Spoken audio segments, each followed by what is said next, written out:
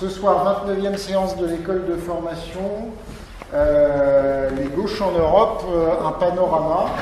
Je dois excuser Rémi Lefebvre qui était prévu comme intervenant ce soir et qui a eu un empêchement. Il a été appelé pour des questions administratives universitaires à Aix-en-Provence, donc un peu loin d'ici et pas du tout sur le chemin, pas du tout sur le chemin quand on vient de Lille, là où il exerce sa profession d'enseignant en sciences politiques à Lille 2.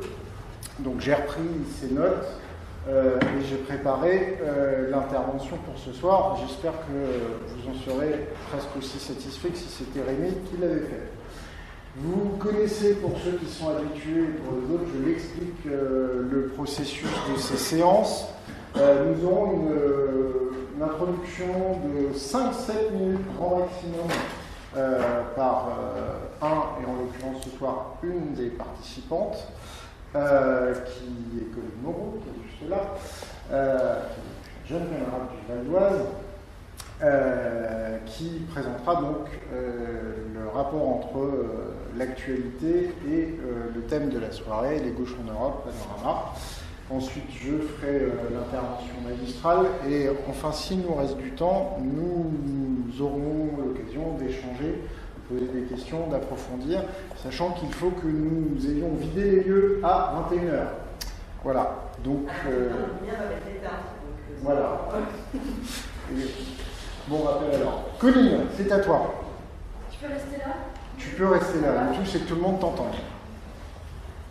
Merci pour cette introduction. Alors, bonsoir. La social-démocratie européenne va mal. Je ne vous apprends rien. C'est assez incontestable. Déjà, électoralement, c'est une évidence puisque depuis 5 ans, on peut dire que les victoires sont plutôt rares, mais aussi et surtout idéologiquement. Puisque face au rouleau compresseur d'une idéologie dominante, elle peine, c'est assez évident, à trouver des réponses convaincantes. Soit elle s'enferme dans ce qu'on pourrait appeler une sorte de social-défaitisme, ou en anticipant un rapport de force qui lui serait défavorable de base, elle renonce à changer le système même à la marge, soit elle accompagne résolument le mouvement, ce qu'on appelle le social-libéralisme. Et plus rarement, on peut dire qu'elle tente de résister. Alors, premier constat, cette situation n'est pas vraiment nouvelle, puisque à la fin des années 90, si la social-démocratie domine en Europe, puisqu'elle est à peu près au pouvoir dans 13 pays sur 15, il y a déjà de sacrées différences entre ceux qui imaginent une troisième voie entre socialisme et libéralisme. On peut penser au Labour de Blair ou au nouveau centre de Schröder, et ceux qui tentent de rester fidèles à un message plus traditionnel de la gauche, et par exemple Jospin. On peut dire aussi que la social-démocratie européenne a reflué dans les années 2000. Pourquoi ? Parce qu'elle a souvent déçu son électorat traditionnel.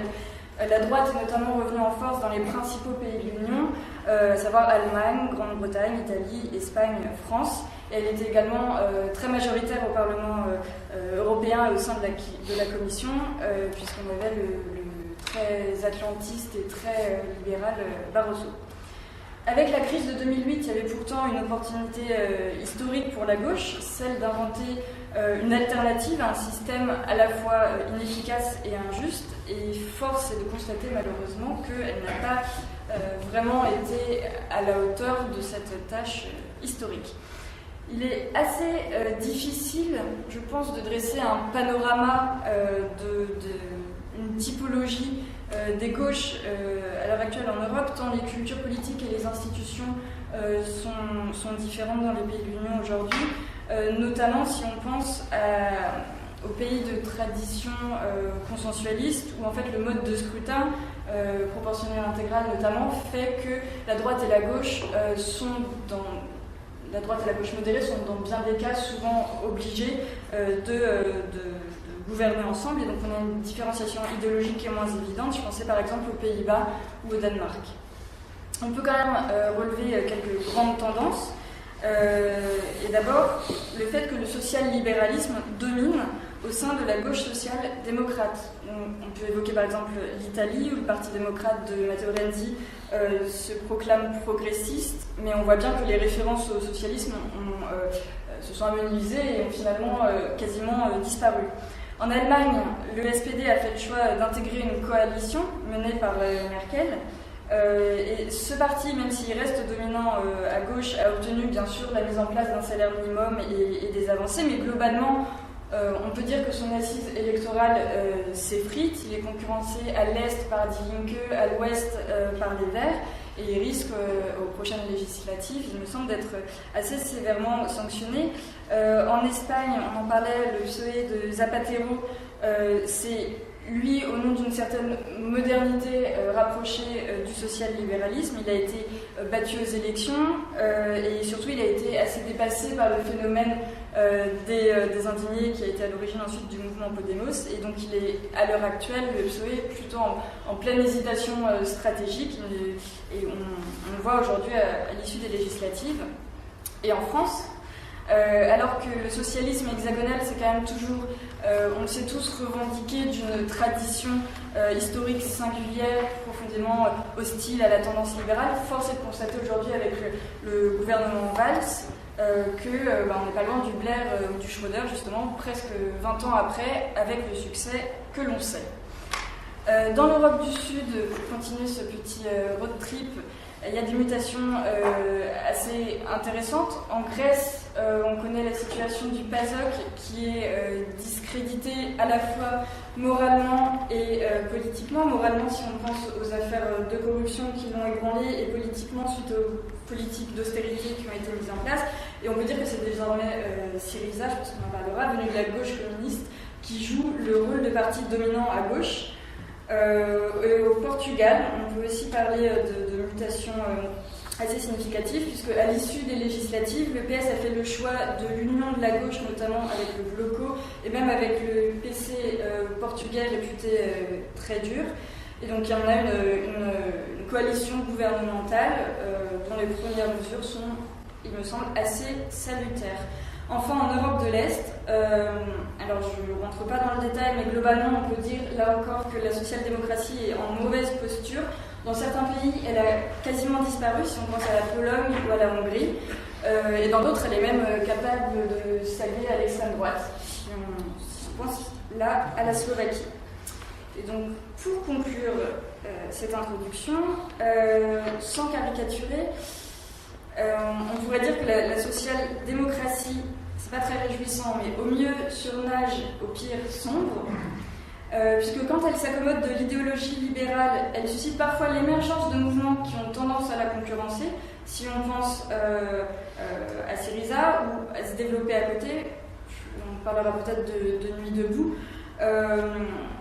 Donc elle peut susciter des choses, des mouvements politiquement intéressants qui n'ont pas renoncé à transformer radicalement la société, mais il y a quand même un risque majeur, et je termine par là, c'est quand elle accrédite l'idée selon laquelle droite et gauche s'empoignent sur des choses accessoires, parce qu'au fond elle serait d'accord sur l'essentiel, à savoir les questions économiques et sociales. Et donc par là, elle contribue à nourrir tout ce qui a trait à l'indifférenciation politique et donc la progression des mouvements extrémistes, et donc le fameux UMPS du FN, qui se retrouve d'ailleurs un petit peu partout en Europe. Et à terme, c'est le scénario noir que décrit Raffaele Simone dans Le Monstre doux en 2010, je crois que c'est sorti, c'est-à-dire l'alliance de la droite dure et de l'extrême droite, avec à côté la disparition du courant progressiste. Et on en parlera sans doute, mais il y a quand même une petite lueur d'espoir à l'horizon, avec le Labour qui, après des années d'errance blairiste, a quand même choisi Jeremy Corbyn, et évidemment le succès mitigé mais remarquable et assez inattendu de Bernie Sanders aux États-Unis, avec un discours qui n'a absolument rien de gauchiste, qui est juste, il appelle finalement au sens commun, c'est notamment la promotion de la gratuité, la remise au goût du jour du principe de solidarité, le primat de la coopération sur la compétition, donc autant de mots d'ordre qui peut-être paraissent révolutionnaires là-bas, mais qui en fait ne le sont quand même pas vraiment, et qui, s'ils étaient respectés un tant soit peu, permettraient de rendre la société vivable. Et la gauche, social-démocrate ou non, aurait donc sûrement intérêt à s'inspirer de ces objectifs simples. Merci Colline, je pense qu'on peut la saluer, parce que même s'il y aura 2-3 petites choses à corriger, c'était une introduction de talent, en tout cas bien faite. Voilà, alors je vais découper mon intervention en plusieurs parties, une petite intro avec des définitions, bien entendu en deuxième partie un retour historique, parce que il faut savoir ce qu'était la gauche européenne avant de parler de ce qu'est aujourd'hui la gauche européenne, et une description des 3 principaux courants tels qu'on se les représente de la gauche européenne: social-démocratie, écologiste, gauche radicale, et enfin savoir là où sont les convergences, les divergences, où on travaille ensemble, où on n'arrive pas à le faire, et les dynamiques qui sont en cours ou pas, et j'espère que je ne serai pas trop long. Socialisme, quelle est la définition? Divers courants de pensée s'en sont rappelés. Il s'agit effectivement de bâtir depuis la société capitaliste une organisation sociale et économique plus juste, avec le but de soit l'égalité sociale, soit de la réduction des inégalités. Social-démocratie.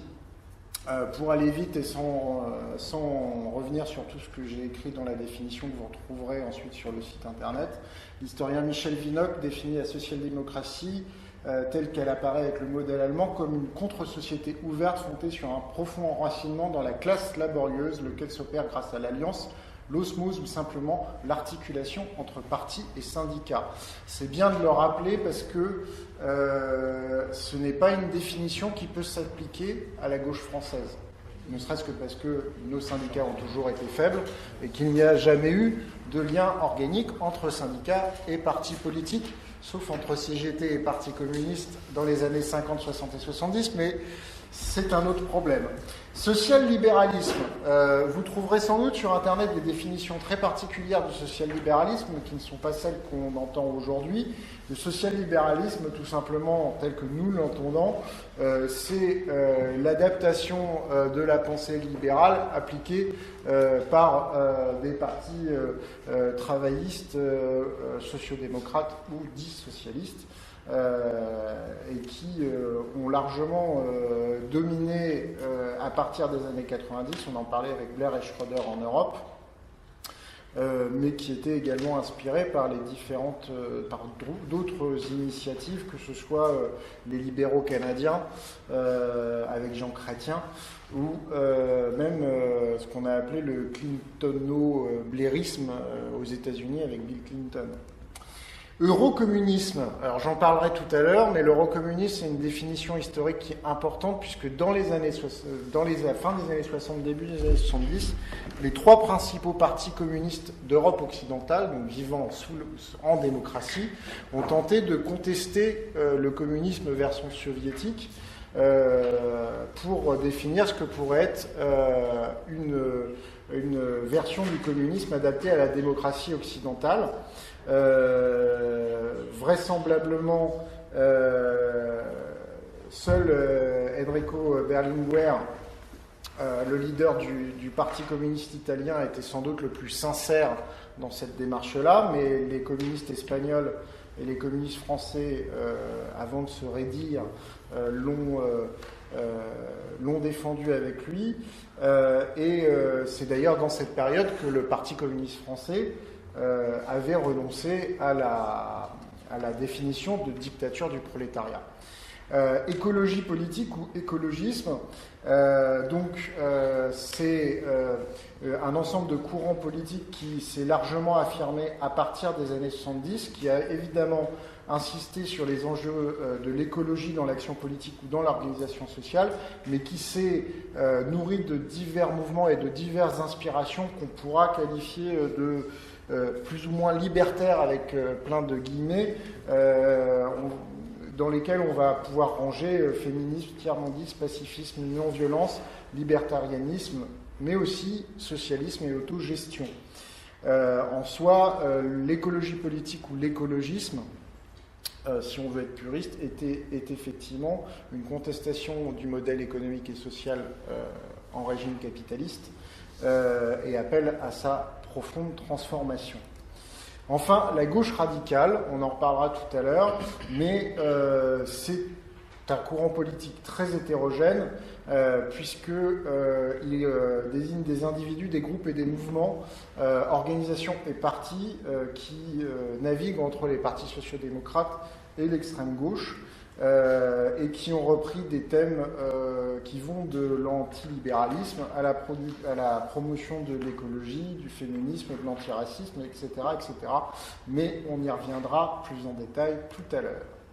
Donc, un peu d'histoire récente. Quand le monde était simple. Donc, au lendemain de la Seconde Guerre mondiale, le monde, et plus particulièrement l'Europe, est coupé en deux. D'un côté, le camp soviétique et l'URSS, à l'Est, avec une domination militaire, en plus que de totalitaire et dictatoriale, et de l'autre côté, le camp libéral, dominé et protégé militairement par les États-Unis. Donc à l'Est du rideau de fer, les démocraties populaires, dirigées par des partis souvent issus de la fusion forcée entre les anciens partis communistes locaux, qui étaient parfois pas très puissants, sauf dans de rares endroits, et les partis sociodémocrates qui se sont trouvés dans l'ère dominée par les soviétiques. Ça a été le cas à peu près partout dans les pays de l'Est, mais notamment les sociodémocrates est-allemands ont été obligés de fusionner avec les communistes est-allemands dans le Parti socialiste unifié, SED. Les sociodémocrates polonais ont été obligés de fusionner avec les communistes polonais qui étaient ultra minoritaires pour créer le Parti ouvrier unifié polonais. Et en Tchécoslovaquie, après que le leader social-démocrate ait été défenestré pendant le coup de Prague, il est arrivé la même chose aux sociodémocrates de Tchécoslovaquie. À l'ouest, les démocraties libérales et pluralistes sous protection militaire US, on a les citoyens qui sont libres et qui ont le choix entre des alternatives politiques. Et sous l'effet des 30 Glorieuses et de la construction européenne naissante, on a à la fois une logique d'alternative politique, mais de compromis politique entre sociodémocrates et démocrates chrétiens, qui n'ont pas grand-chose à voir avec les démocrates chrétiens d'aujourd'hui, qui aujourd'hui sont plutôt des conservateurs, dans un contexte économique et social plutôt favorable à la protection des droits des travailleurs. Enfin, Finlande, Suède et Autriche sont des pays neutres entre les deux blocs, néanmoins vont rapidement se rattacher, on va dire, au bloc libéral d'Europe de l'Ouest, avec un système politique à peu près comparable à celui que j'ai décrit précédemment, mais plus dominé, voire extrêmement dominé parfois par les sociodémocrates. On a deux grands partis communistes à l'ouest, le Parti communiste français et le Parti communiste italien, qui tous les deux tournent autour de 25 et 30% pendant plus de 2 décennies, qui jouent le jeu de la démocratie, d'une certaine manière, comme opposition politique aux gouvernements nationaux, tout en participant largement, et très largement parfois, au pouvoir local dans les communes, notamment avant qu'il y ait la décentralisation en France. Le monde devient un peu moins simple. Alors, j'ai dit que la Yougoslavie et l'Albanie s'étaient détachées de l'Union soviétique, mais c'était pas pour créer des démocraties pluralistes à direction communiste. La Yougoslavie, Tito, même s'il était sans doute moins grave que Staline, n'a pas fait de la Yougoslavie une démocratie pluraliste. Quant à l'Albanie, elle se tournera rapidement vers la Chine maoïste, avant de rompre également avec la Chine maoïste et de choisir l'autonomie totale, et on a vu ce que ça a donné. Néanmoins, je les cite parce que ces deux pays ont inspiré beaucoup de mouvements gauchistes en Europe occidentale dans les années 60 et 70. Notamment nos Mao français sont allés faire des voyages d'études en Albanie, dans le paradis d'Enver Hoxha. Voilà. Les dernières dictatures ouest-européennes tombent dans les années 70, au Portugal, en Espagne, en Grèce, avec des partis communistes très orthodoxes qui sont puissants et auréolés de leur résistance à la dictature ou de leur résistance à l'ancien occupant nazi, comme c'était le cas en Grèce. Mais ils n'empêcheront pas, parfois ils n'avaient d'ailleurs pas l'intention de l'empêcher, l'installation du même compromis qui existait dans le reste de l'Europe occidentale. Et c'est dans les années 70, je le disais tout à l'heure, que émerge cette tentative d'eurocommunisme avec les trois grands partis communistes d'Europe de l'Ouest, PCI, PCF et PCE, Parti communiste espagnol. Ça va échouer pour différentes raisons. D'abord parce que rapidement, je pense que le Parti communiste français et le Parti communiste espagnol vont se faire tirer les oreilles par Moscou, pour faire vite.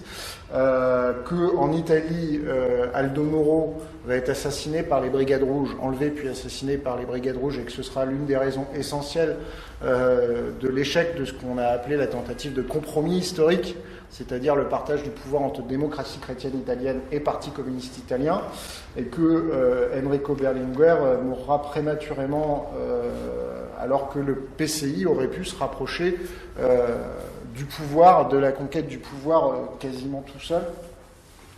Voilà. En France, malgré le raidissement idéologique, c'est quand même dans ce contexte d'eurocommunisme que va émerger l'Union de la gauche, PCF émerger, et que aboutira le premier gouvernement européen de gauche unie avec des ministres communistes. Parce que je rappelle qu'en Grande-Bretagne et en Scandinavie, les travaillistes et les sociodémocrates gouvernent seuls. Le monde devient moins simple d'eux. Donc, la question écologique émerge dans les années 70. Ce n'est pas, au départ, un mouvement politique, c'est une interpellation scientifique. Néanmoins, la fin des années 60, les années 70 sont une période de contestation de la société de consommation et que l'écologie devient un élément de la contestation du capitalisme. Les premiers mouvements écologistes naissent dans les années 70 en Europe du Nord et on le verra, le mode de scrutin sera déterminant pour la structuration politique de ces petits partis. En 79, il y a les premières listes écologistes pour les élections européennes, et en Allemagne, les Verts entreront pour la première fois au Parlement en 1983. Toutes ces questions de contestation de la société de consommation, de remise en cause de conditions de travail relativement dégradées et difficiles, de promotion des libertés individuelles, de besoin de démocratie directe, vont être évidemment au cœur des revendications des années 70, pour faire vite.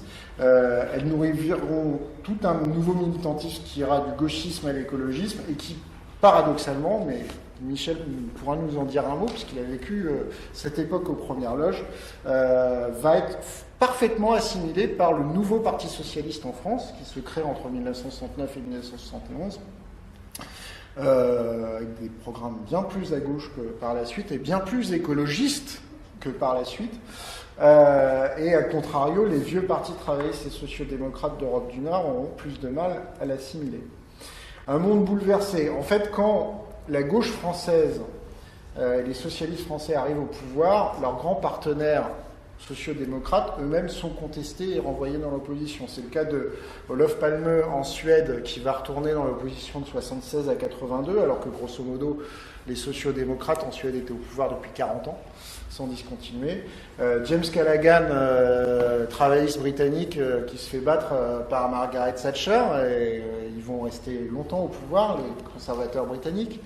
Et Helmut Schmidt, qui perd le pouvoir dans un renversement d'alliance au Bundestag en 82, les libéraux avec qui il était allié choisissant de rejoindre Helmut Kohl et les démocrates chrétiens. Donc l'arrivée des socialistes au pouvoir dans le sud de l'Europe ne compensera pas ni ce défaut de pouvoir des grands partis sociodémocrates ailleurs en Europe, ni le fait que la révolution libérale est en cours, et que déjà à cette époque, la social-démocratie est en panne de réflexion politique. Et que c'est l'émergence de ces gauches du Sud, de ces gauches socialistes ou social-démocrates du Sud, va se faire sans union de la gauche, puisque que ce soit en Espagne, en Grèce ou au Portugal, les socialistes locaux considèrent les communistes dangereux pour la démocratie naissante. Il n'y a jamais eu, avant la fin de l'année dernière, d'union de la gauche au Portugal. Jamais. C'est une première. On y reviendra tout à l'heure. Donc, 2 krachs pétroliers, la révolution libérale et antifiscaliste anglo-saxonne, les fondements du principe du compromis social-démocrate sont mis en cause tant du point de vue économique et culturel. Et enfin, on aurait pu penser qu'avec l'effondrement du totalitarisme soviétique s'ouvrait une période rose pour la social-démocratie. Après tout, le choix social-démocrate n'était-il pas ratifié par l'histoire ? La voie ne lui était-il pas grande ouverte? Ce fut le contraire. La déroute léniniste, stalinienne ou tout simplement soviétique s'est muée en la sienne propre. D'abord parce qu'on avait sous-estimé au moins les perspectives communes que les sociodémocrates, pour contester la suprématie idéologique des communistes, avaient toujours considéré partagée. Et surtout, la social-démocratie était corrodée de l'intérieur. Elle n'a jamais réussi à répondre à la pression libérale. Elle l'a même accompagnée, tant en termes de mondialisation financière qu'en termes de dérive ordolibérale et post-démocratique de la construction européenne.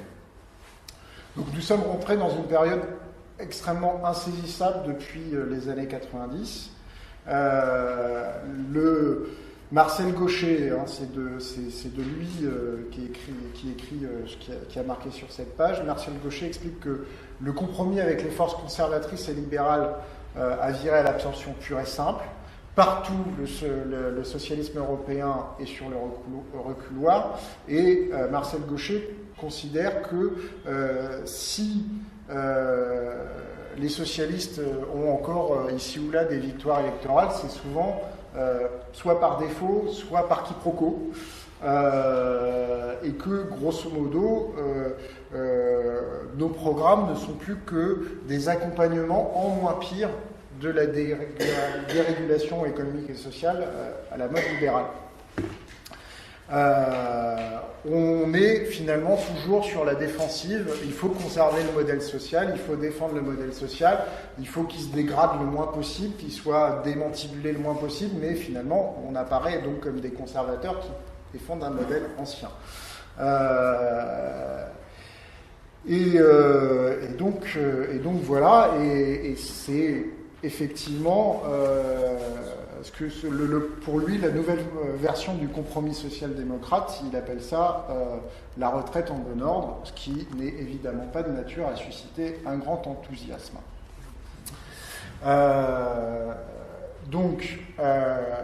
Et là, je cite un grand intellectuel, et ce coup-ci un intellectuel allemand, Ernst Hildebrand, qui est de la fondation Friedrich Ebert, la fondation politique du SPD, qui explique que l'épuisement du keynésianisme traditionnel des Trente Glorieuses et du compromis social-démocrate et même du compromis entre sociodémocrates et démocrates chrétiens avait pu être compensé par la reprise de ce qu'on va appeler l'agenda libertaire des 68 arts. Et grosso modo, c'est-à-dire les réformes de société, la reprise en partie d'un certain nombre de revendications écologistes, mais il n'y a aucun récit politique nouveau, il n'y a aucune vision du monde nouvelle qui est proposée, et que finalement, le développement du compromis troisième voie version Blair-Schröder a aggravé les difficultés de la social-démocratie. C'est un social-démocrate allemand, pas forcément marqué le plus à gauche qu'il le dit, et que aujourd'hui les dogmes centraux du social-libéralisme, européisme, cosmopolitisme et multiculturalisme sont considérés par une part croissante de l'électorat traditionnel de la social-démocratie comme des problèmes et non pas les solutions aux enjeux politiques actuels. Et donc, il y a de plus en plus disjonction entre les élites social-démocrates et leur électorat traditionnel. Et de fait, aujourd'hui, dans un contexte qui est à la fois d'environnement extrêmement dominé par la pensée libérale et de post-démocratie européenne, où on se demande où est concrètement l'exercice de la souveraineté populaire. Les sociodémocrates sont contestés dans tous les secteurs, dans les classes moyennes et les mieux éduquées, par les écologistes de toute sensibilité, puisqu'on verra que les écologistes sont très divers et très galaxiques, ou parfois par la gauche radicale. L'électorat de Jean-Luc Mélenchon, pour faire vite, aux élections présidentielles, c'est pas un électorat ouvrier. C'est un électorat de classe moyenne qui considère que la gauche est mieux que la droite.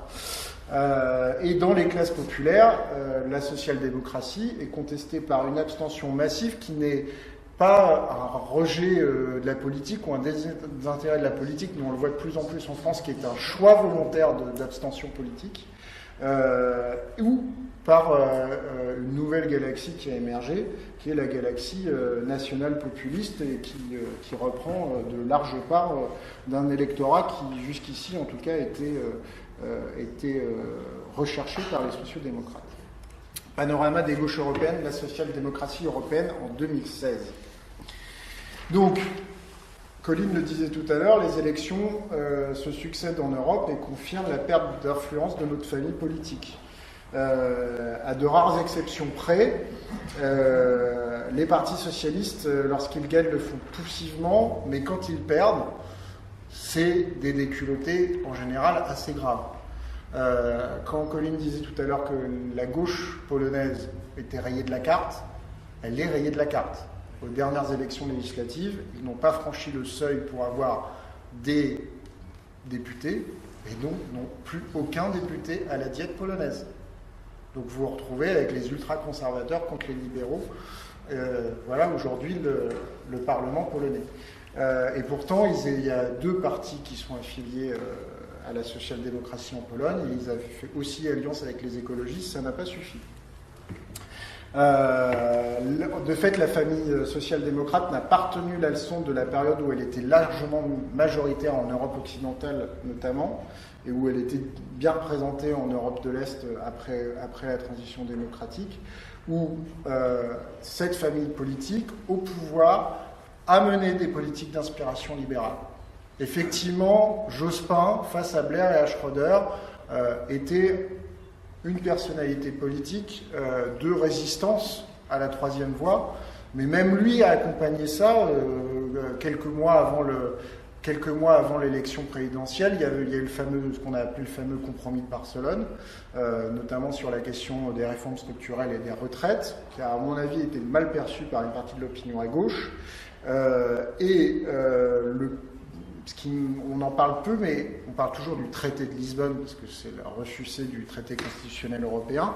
Mais à la fin des années 90, il y a eu la stratégie de Lisbonne. La stratégie de Lisbonne, c'était la stratégie de développement de l'Union européenne portée par les gouvernements majoritaires à l'époque, qui étaient majoritairement sociodémocrates. Il devait être 11 ou 12 sur 15 gouvernements. Et sous l'égide du Premier ministre portugais de l'époque, qui était un Premier ministre socialiste, avec Blair, Schröder, Jospin et compagnie, ils ont porté la stratégie de Lisbonne, qui remplace une logique de solidarité par une logique de compétitivité. Plutôt que d'un développement solidaire, on va renforcer la compétitivité des économies européennes. Sauf que derrière, on a juste renforcé la compétitivité et la compétition entre pays européens et à l'intérieur même des pays européens. Le Parti socialiste européen lui-même n'est qu'un forum de dirigeants politiques, n'a jamais été capable de définir une vision commune de l'intérêt général et de la construction européenne. Et il n'y a jamais eu de vrai débat politique interne. Il y en a eu à un moment. En tout cas, moi je l'ai cru, qu'il y aurait pu y avoir le fait que le PSE devienne un vrai parti européen et qu'enfin on ait des débats politiques. Ça a duré très peu. Poul Nyrup Rasmussen, ancien Premier ministre danois, était président du Parti socialiste européen. Martine Aubry était première secrétaire du Parti socialiste français, ça a duré 1 ou 2 ans, et les socialistes français avec Martine Aubry avaient décidé de rompre avec le complexe minoritaire des socialistes français. Les socialistes français, soit quand ils sont au gouvernement, et là c'est dans les réunions du Conseil, soit quand ils vont voir leurs camarades du PSE, ils disent « Bon, on est minoritaire, on le sait, donc on va aller à la réunion et on va leur proposer le bon compromis. » Résultat, les autres continuent à discuter sur le compromis qu'on discute et on recule encore. Sauf que quand il y avait Rasmussen et Martine Aubry, pour la première fois, ils ont essayé d'avoir des vrais débats politiques, de trancher des questions. On n'allait pas en se disant on va leur proposer le compromis qui va bien et on venait défendre ce qui était officiellement la position des socialistes français. Ça a duré très peu parce que Rasmussen a décidé de prendre sa retraite politique et que Martine Aubry elle a perdu les primaires en France. Donc on sait ce qui s'est passé ensuite et grosso modo on revient exactement à la même chose. François Hollande, quand il va dans les débats européens, il leur dit « j'ai le super compromis qui va me faciliter la tâche », il recule encore. Et les socialistes français, quand ils vont dans les réunions du PSE, aujourd'hui on les entend même plus, mais vu ce qu'est devenu le PSE, on peut se demander d'ailleurs si ça vaut la peine de dire quelque chose.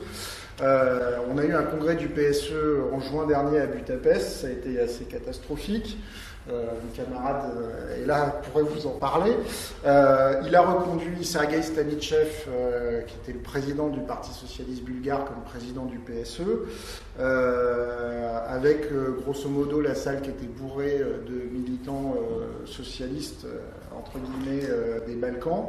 Et on a tout fait pour que le concurrent de Stanitchev retire sa candidature. Alors le concurrent de Stanitchev, c'était pas un radical avec le couteau entre les dents, c'était Enrique Barón Crespo du PSOE, plutôt centre-gauche du PSOE, mais bon, déjà plus marqué, et grosso modo on lui a dit écoute, laisse tomber, t'y arriveras pas, retire ta candidature, t'auras pas le soutien des autres. Et effectivement il n'avait pas le soutien des socialistes allemands notamment, et les socialistes français n'ont pas suffi à l'encourager à se maintenir.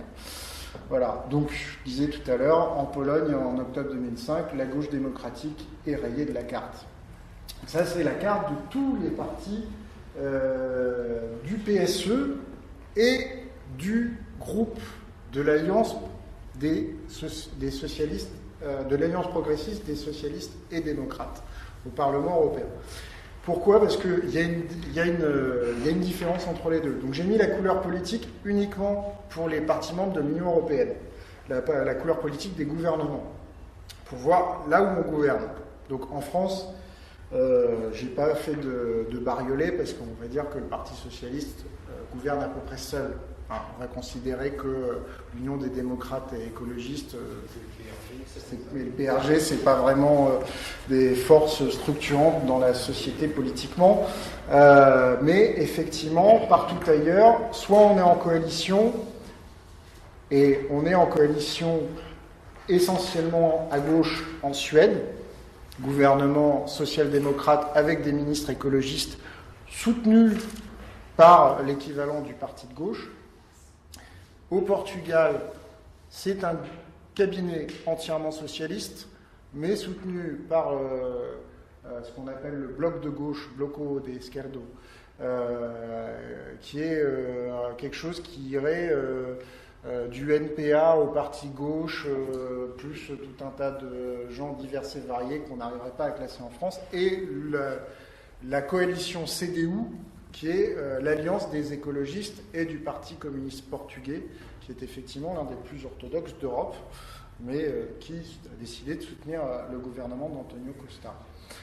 Partout ailleurs, on est en coalition avec la droite, quand c'est un gouvernement où des socialistes sont présents. On est en coalition avec la droite en République tchèque, on est en coalition avec la droite et l'extrême droite en Slovaquie, on est en coalition avec la droite en Lituanie, on est en coalition avec une partie de la droite en Italie, on est partenaire minoritaire de la droite aux Pays-Bas et en Estonie.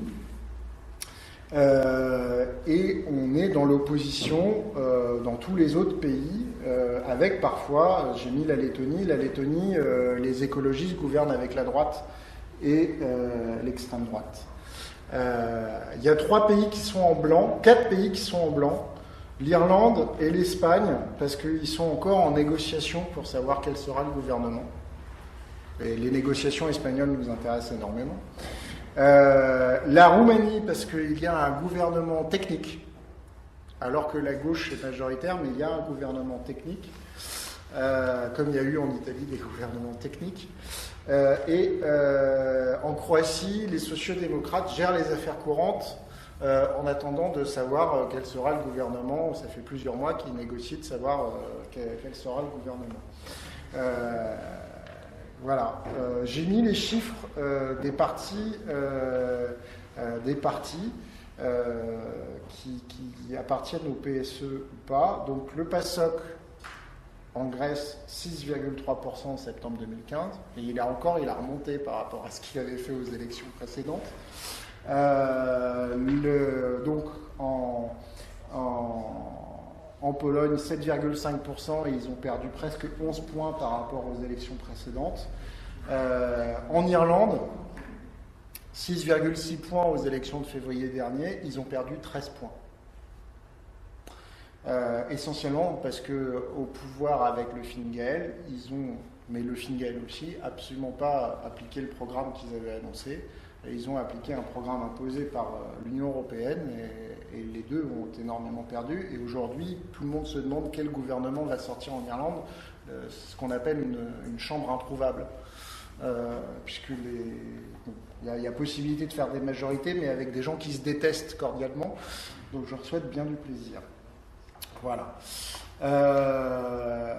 J'ai mis des petites croix roses sur le Parti démocrate et sur le PSB, Parti social-démocrate bulgare. Le Parti démocrate italien n'est pas membre du PSE et n'est pas membre de l'Internationale socialiste.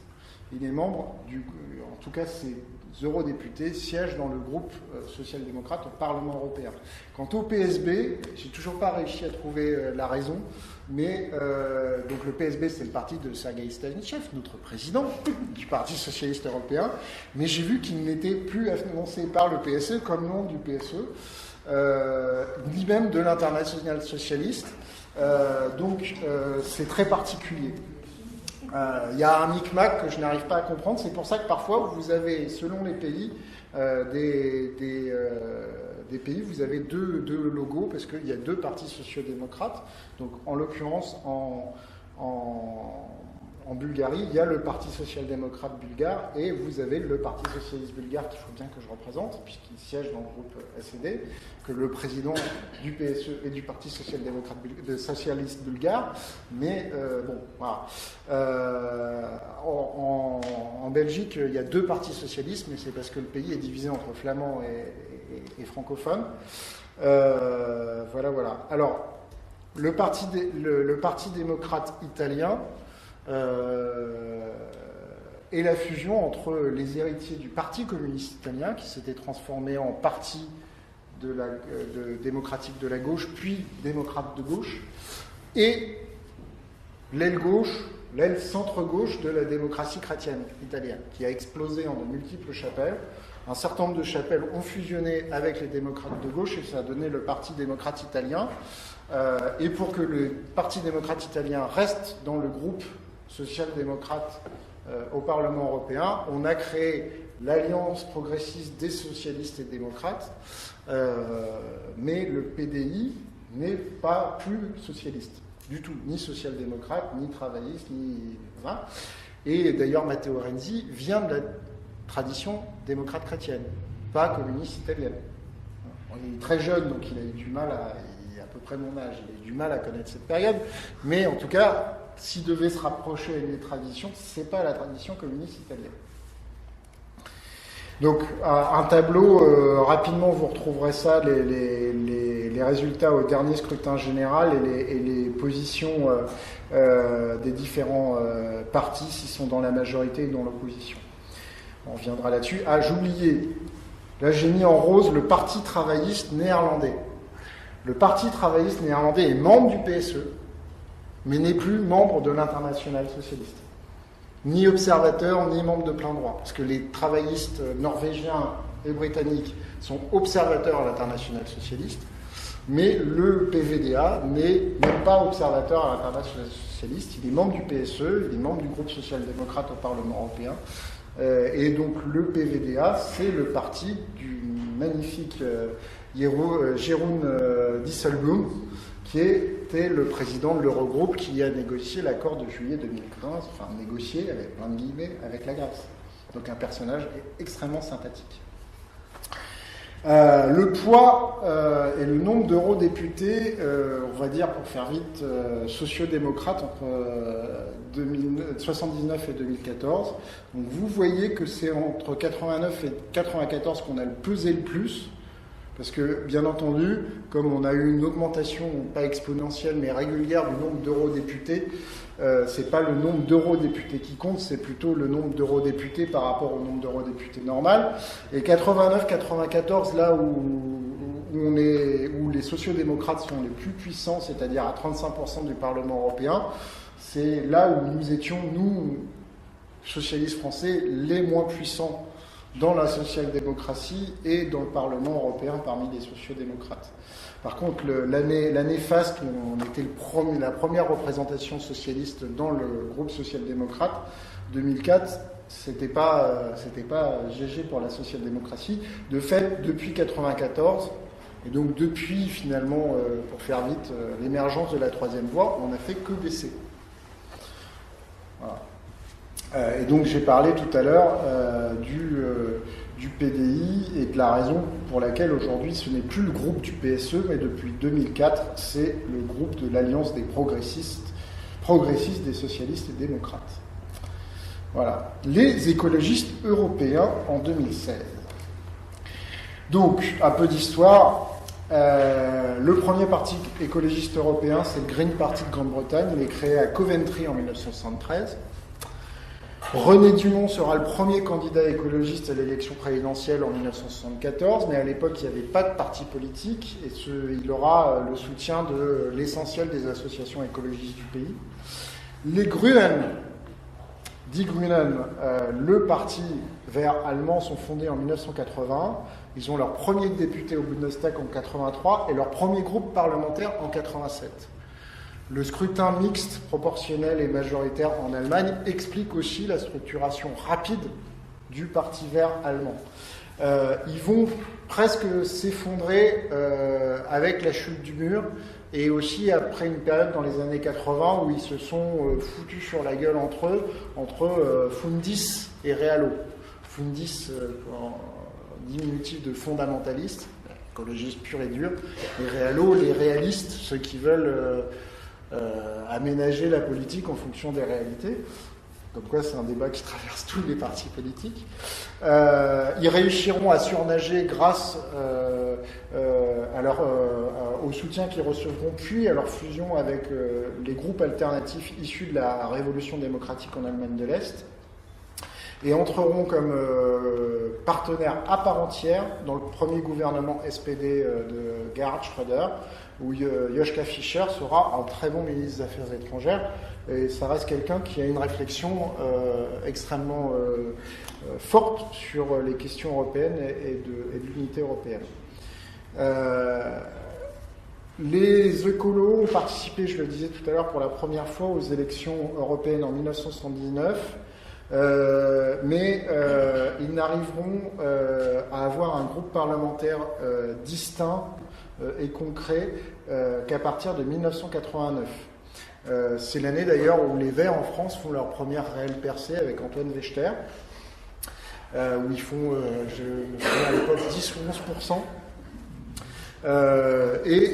D'ailleurs, le groupe vert au Parlement européen va ressentir les frais de l'effondrement des Verts français 5 ans plus tard, parce qu'ils vont être rayés de la carte, en tout cas n'auront pas d'élus, où c'est le fruit de l'échec de la ligne de Wechter, ni droite ni gauche, hein, on vous souvenez à l'époque. En France, le choix de l'ancrage à gauche, puis la fusion avec les Amis de Noël Mamère, qui en 1994 étaient sur la liste de Bernard Tapie, permettra d'aboutir à les Verts ancrés à gauche avec Dominique Voynet à l'époque. Donc en 1994, comme les Verts français s'étaient cassé la gueule, ils sont obligés de faire un groupe avec tout un tas de petits partis qui s'appelle l'Alliance radicale européenne. Et en 1999, ils repartent de plus belle. C'est la liste Cohn-Bendit en France. Et ils reviennent à 12% ou un truc comme ça. Ça leur permet de faire un groupe qui correspond à peu près à ce qu'est le groupe européen des écolos aujourd'hui, qui reçoivent le soutien d'un certain nombre de petits partis régionalistes, on y reviendra. Et depuis 2004, c'est le premier parti européen à l'avoir fait réellement, ils se sont transformés en véritables partis européens, avec des choix de ligne au niveau européen, des arbitrages sur les programmes européens, etc., etc. Et il y a 34 partis écologistes qui sont réunis dans le Parti vert européen, European Greens. Et ils ont même organisé une primaire pour désigner leur tête de liste européenne aux élections de 2014. Et c'est le ticket qui a été composé par Ska Keller et notre José Bové national. Ska Keller, qui est une représentante des Verts allemands. On est donc passé en quelques années d'une alliance très large entre partis à un véritable parti politique qui doit bien se demander ce que font les représentants français du Parti vert européen en ce moment. Alors, Ska Keller, en plus, est une représentante plutôt ancrée à gauche des Verts allemands, mais les Verts allemands ont une évolution centriste. C'est-à-dire que les réalos par rapport aux fundis ont gagné depuis longtemps et qu'ils acceptent les difficultés et les compromis nécessaires au pouvoir. Et d'ailleurs, ils sont prêts à faire des compromis un peu partout. En Hesse, ils gouvernent dans une coalition régionale dirigée par les démocrates chrétiens, d'Angela Merkel. Dans le Bade-Württemberg, les élections régionales récentes ont fait en sorte qu'ils ont complètement remplacé les sociodémocrates qui se sont effondrés. Ils étaient passés peu devant les sociodémocrates. Donc on avait un gouvernement vert-rouge en Bade-Württemberg. Le Bade-Württemberg, c'est le truc tout vert en bas à gauche là. Et donc on avait pour la première fois un ministre-président vert avec des alliés sociodémocrates. Les alliés sociodémocrates se sont fait totalement bouffer aux dernières élections régionales. Et aujourd'hui, on pourrait tout à fait avoir un gouvernement régional vert avec une alliance avec les chrétiens démocrates. Ça leur prend au nez. Mais il y a cette évolution réaliste ou centriste des Verts. D'ailleurs, c'est ressenti au moment où les Verts se sont transformés en France en Europe Écologie des Verts, avec l'arrivée des amis de Cohn-Bendit et de Nicolas Hulot. Même si aujourd'hui c'est en train d'exploser, et version éparpillée, version puzzle, mais en tout cas c'est une évolution qui se connaît à peu près dans toute l'Europe et notamment en France et en Allemagne. Néanmoins, tous les écologistes ne sont pas dans le parti des Verts européens. Il y a la situation particulière des écologistes portugais qui sont en coalition électorale avec les communistes portugais tout en appartenant aux Verts européens, compliqué. Et les écologistes italiens ont de fait intégré un tout petit parti italien qui s'appelle Gauche, Écologie et Liberté. Avec qui d'ailleurs la gauche du Parti socialiste entretient des relations tout à fait cordiales. Voilà, qui était, on en reparlera tout à l'heure, dans une alliance avec les défendant la candidature d'Alexis Tsipras à la présidence de la Commission européenne. Et enfin, sous couvert d'accueillir des partis régionalistes comme alliés au Parlement européen, on a un peu tout et n'importe quoi dans ces alliés régionalistes, puisqu'on a tout à la fois les Écossais progressistes, sociodémocrates, en tout cas de gauche, du Scottish National Party qui dirige l'Écosse aujourd'hui, et les nationalistes conservateurs flamands, limite xénophobes, de la NVA, qui sont par ailleurs aujourd'hui au pouvoir national, aujourd'hui en alliance avec le mouvement réformateur, c'est-à-dire les libéraux belges. Les Verts catalans ont rejoint les coalitions de Podemos aux dernières élections générales en Espagne. Et le Parti socialiste populaire danois est plus éco-socialiste qu'écologiste. Et d'ailleurs, il a soutenu, on en reviendra tout à l'heure, le cabinet social-démocrate. Donc là, vous avez une cartographie d'à peu près tous les partis verts qui existent en Europe. Vous retrouverez ça dans le détail. Donc vous retrouvez les particularités régionalistes qui existent un peu partout. En Espagne, il y a toujours la spécificité catalane. En Belgique, il y a toujours les Flamands, les Wallons. Et en Grande-Bretagne, vous avez les Écossais et les Anglais gallois de l'autre côté, comme à chaque fois. Voilà. Le poids des élections électorales des écolos. Donc on voit qu'ils sont plutôt forts dans l'ère germanique, mais souvent d'ailleurs, c'est pour ça que vous avez des évolutions par rapport au score européen. Ça a été le cas régulièrement en France. Le vote écologiste est souvent un refuge pour ceux qui ne peuvent plus supporter de voter social-démocrate, ne veulent pas voter radical, attention des gauchistes, et finissent par voter écologiste. Donc il y a une grande fluctuation, et d'ailleurs ça se voit dans la représentation au Parlement européen, il y a une grande fluctuation du poids des écologistes, mais qui progresse sensiblement et régulièrement, essentiellement dans les classes moyennes et les classes moyennes aisées et éduquées.